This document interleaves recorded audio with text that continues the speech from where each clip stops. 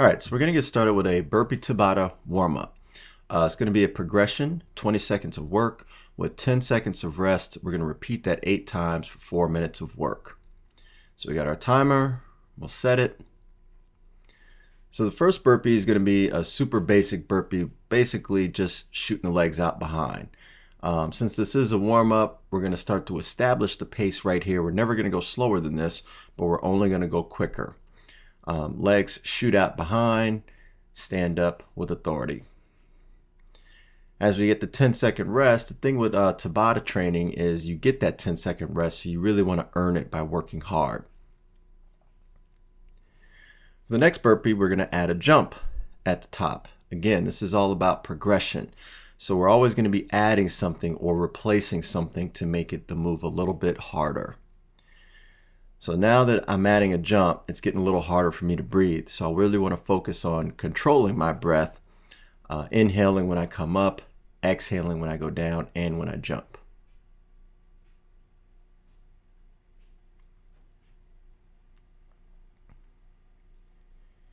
All right, for the next one, we're going to add a push-up at the bottom. So this would be a traditional burpee. So if you were to say, if you were to tell someone to do a regular burpee, this would be it, with a push-up at the bottom and a jump at the top.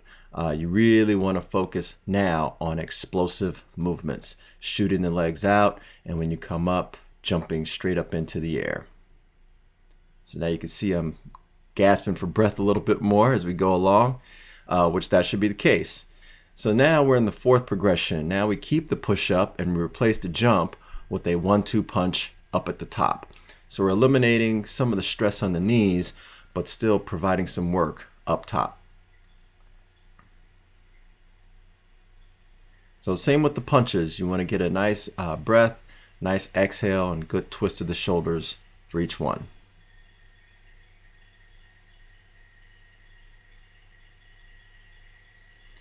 So now we're going to replace the 1-2 punches with kicks up at the top. So we keep the push up, still exploding up, but exploding into a kick.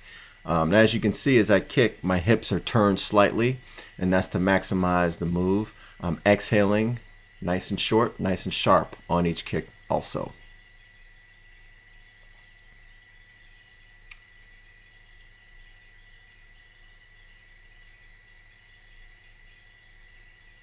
All right, now we're going to replace the push-up at the bottom with mountain climbers. And as you can see, I forgot for the first one. I had to remind myself. So no jump at the top, just the mountain climbers at the bottom. And what that's going to do is wake the legs up even more, get a little more flexibility going in the hips, and crank up the cardio. As you can see, I'm short of breath, but I know that those 10 seconds of rest are coming. So when I'm working, I'm pushing really hard to really earn my rest.